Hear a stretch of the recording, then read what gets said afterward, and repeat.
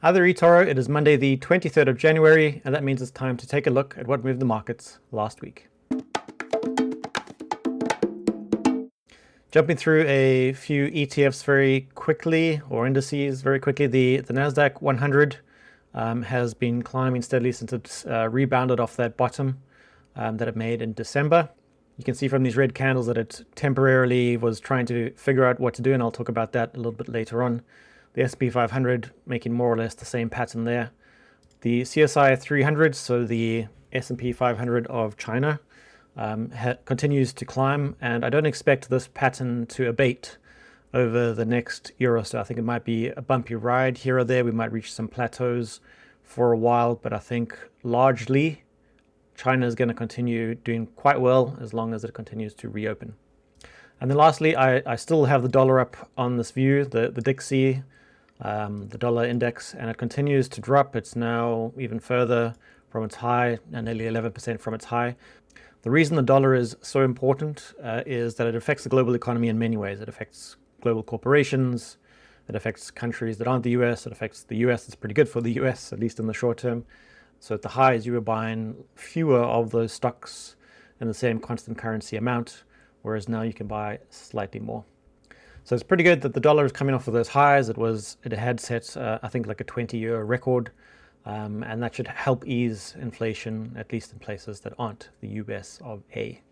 The narrative through the past few weeks, in investment at least, has shifted, I think, fairly rapidly. So the world has gone, or the financial world has gone from being very worried about the future through 2023 to being a lot more optimistic. And I spoke a little bit about that last week and the week before.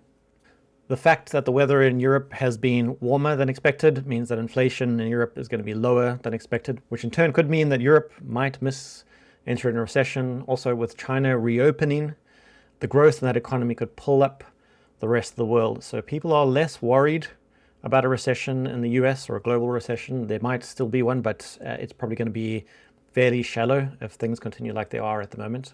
And you can see this being priced in the US bond market.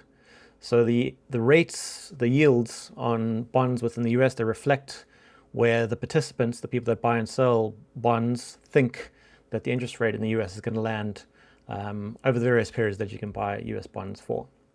So a very large part of the people and companies involved in the investment community, including countries, pension funds, they are heavily involved in buying and selling bonds. And for example, you can see on the 10-year yield, this has been dropping off quite strongly. This is signaling that the expectation of the future interest rates within the US has been dropping quite rapidly. If we look at the spread between the 10-year and 2-year yields, this is quite often used to try to predict recessions. So it has been negative for quite some time now, and if it's negative for a long time, it's a fairly good predictor of recessions. This is still well below the zero mark, the spread between these two yields, but it does look as though it could have found its bottom and is trying to make a recovery.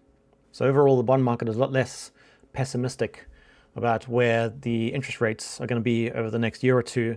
And the interest rate, as we all know, has been one of the primary drivers of asset prices through the past year or two.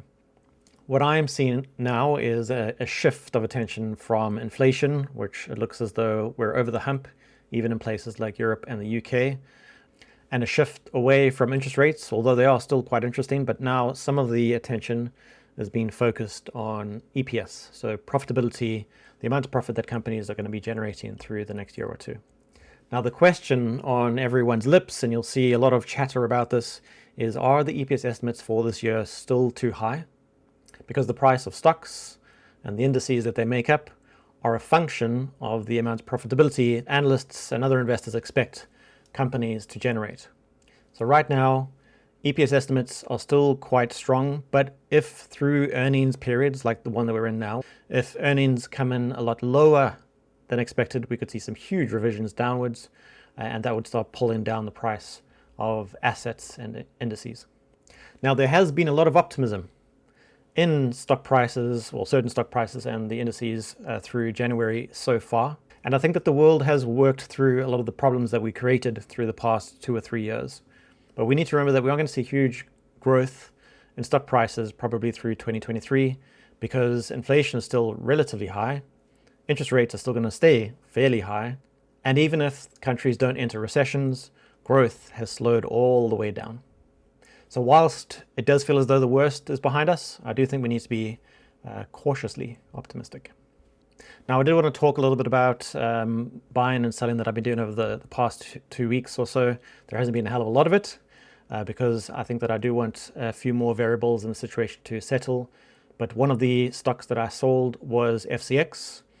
So Freeport-McMoRan is a leader when it comes to copper in the copper industry. And I do think that over the next 10 years or so, they'll continue to do very well.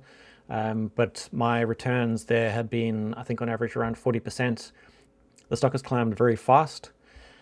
And I think that it could potentially drop off or trade sideways from here. And there are just other opportunities in the market that I think are better. So I took profit there. And I bought into 2 new assets, new to the portfolio at the moment, although I have owned them before. One of the assets that I've added to the portfolio is KWEB, and this is an ETF.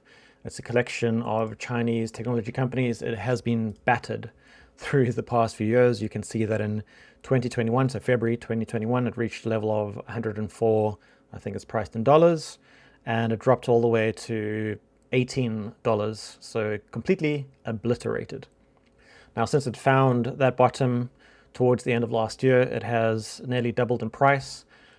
I didn't buy into the ETF back then. The picture was still a little sour towards the end of last year. So I waited for confirmation that China was in fact reopening. I still don't have a lot of exposure to China. I might grow it a little bit more, but there are still quite a few risks in that market. So I will most certainly cap the amount that I am going to invest into that geography. If you are interested in the companies that make up KWEB, you can just Google it. But for example, you can see, I think these are the top 10 or so holdings on screen right here. So Tencent, Alibaba, the usual suspects. The other company that I dipped a toe in, and I've been waiting for ages to buy back into TSM, Taiwan Semiconductor Manufacturing Company. And TCM was the primary reason that I sold my FCX stock, and one of the catalysts there were the earnings report that they released, which was fairly good given the economic situation and the numbers that other semiconductor companies have been putting out. This is an incredibly high quality company. They're a cash cow, very good margins, a lot of good growth coming through, lots of free cash flow, even the dividends are decent. This is a company that has an enormous technological moat. There is some risk because of where they are situated in the world.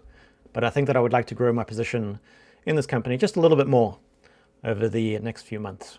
So what else moved the markets last week? Well, it was a holiday in the US on Monday, but there was lots of data from around the world later in the week. I'll come back to the China data, but CPI data out of European countries looks pretty good. You can see here the CPI numbers, the inflation numbers for Germany, the UK and the EU on screen, and they all came in as expected. And I believe for each of these, that means that they are now in a downtrend. The thing that really seemed to shake the market in the middle of the week that created those red candles that I showed on screen earlier were the numbers out of the US. So it was a weird day because initially the markets were up, and then they were down a little bit, and then they were back up, and then they were very much down. And was because I think the market was trying to decide what to make of this data. So retail sales down a lot more than expected. PPI down a lot more than expected. And it seemed that the market initially celebrated these numbers because, or at least the core retail sales and the retail sales numbers, because that would probably mean that inflation would be brought down further. But then the market got stuck between, all right, inflation is coming down, but this is going to affect GDP too. But inflation is coming down, and eventually the concerns about a slowing economy won out, and that created, at least in part, the 2 red days that we saw last week. There were lots of other macro data points last week, but I'm not going to go through them all right now.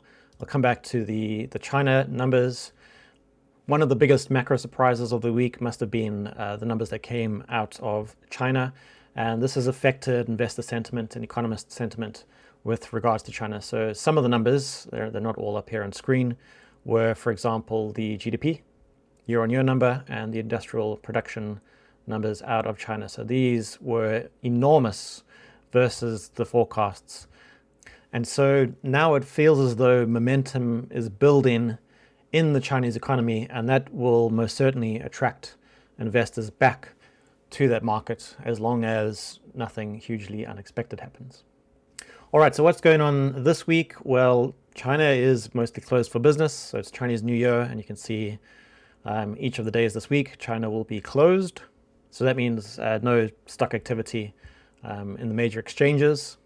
Once again, we have a week with some really interesting data. So the PMI data out of the UK will be interesting to me. From the US, we're getting the GDP number, which will be closely followed, as well as new home sales and jobless claims, because of the indication that they give of the health of the US economy.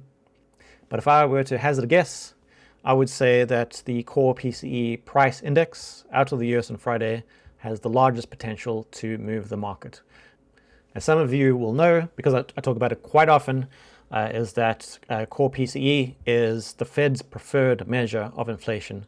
So the market will be following closely to see if this comes in as expected on Friday of this week.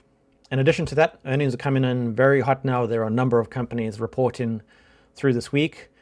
And I'm not sure how many of you noticed, but with an etoro, you now have this economic calendar at your disposal. So you can set it to just be for your portfolio. So none of my companies are reporting through this week, but you can also look at popular stocks to see which of the most followed companies are reporting in any particular period. So next week is going to be a big week for me, but there are also a huge number of companies that will be reporting, some of which I follow just because they give you a pretty good indication into the health of a particular sector or even an entire economy. All right, that's it for this week. Although I will be doing my quarterly update, I did send out a post with a link for you to register earlier in the day, and I'll reshare that tomorrow and again on Wednesday. I hope to see you there. I'll be talking about what happened through that quarter in my portfolio, but also within the market in general. And I'll also be giving some insights in what I think we should be expecting for this year. All right, that's it. Thank you very much. Goodbye.